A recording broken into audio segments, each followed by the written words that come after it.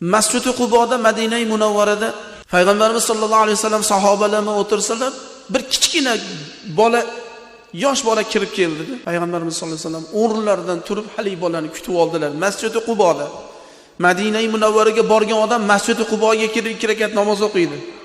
Qarasiz, bolalar o'tirgan bo'lar. Kim Masjid-i Quboga kelib 2 rakat namoz o'qisa, mukammal umrani savobini oladi deb qo'yganlar Payg'ambarimiz sollallohu alayhi vasallam. Kesalar o'rnidan turib oldilar. Hali bolani yonlariga o'tirgizuvdi. Sahobalarning qalbida nimadir gap paydo bo'ldi shekilli. Ularda qalbida o'tayotgan narsani Rasululloh biladilar-ku. Abu Bakr Siddiq roziyallohu anhu ga qarab, Abu Bakr dedilar.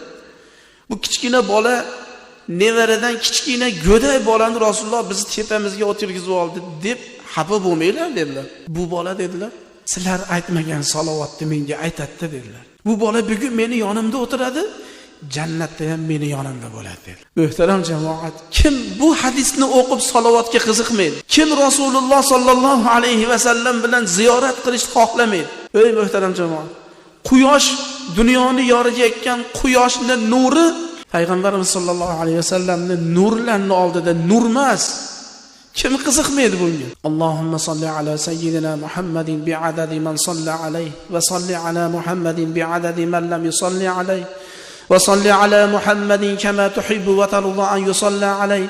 Payg'ambarimiz sollallohu alayhi vasallam salovatni o'qib berdilar. Hali bola aytayotgan salovatni o'qib berdilar. Muhtaram jamoat, biz Rasululloh sollallohu alayhi vasallamga hozir katta jamoatda salovat aytayotgan bo'lsak, bitta farishta "Ya Rasululloh, solla fulan ibn fulan, falonchining o'g'li pistonchi o'zlariga salovat aytdi" deb bitta farishta olib boradi, dadamizni ismi zikr qilinadi-ya.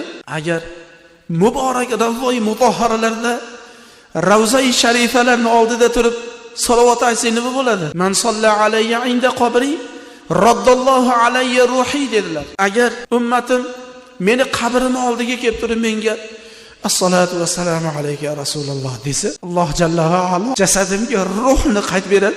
Men alik olaman degan. Hajga borishdan maqsad nima? Umraga borishdan maqsad nima? Rasululloh sollallohu alayhi va sallam bilan ko'rishish, ziyorat, dardingizni aytasiz ya Rasululloh. Andijonda falon yeridan keldim, men o'zlariga ummatman, qiyomatda meni shafaat qilsinlar deysiz. Muhtaram jamoat, salovat aytishlar shunaqa maza. Allohning zikri shunaqa maza. Hayotda kamchiligingiz bo'lmaydi. Alloh hamma ishingizni o'nglab qo'yaveradi. Faqat Allohning zikridan to'xtamaylik. Salovat aytishdan to'xtamaylik. Salovat aytilayotgan yurt, shahar, xonadon, mahalla Allohning barakasini Alloh yog'dirib qo'yadi. Siz o'ylamay o'zimga yoqyapti demang. Siznikidan tashqari qo'ni qo'shnilaringizga, el yurtga Allohning rahmati yog'ilib ketadi. Xudoy taborak va taolo Payg'ambarimiz sollallohu alayhi va sallamning shafoatlaridan hammamizga nasib qilsin.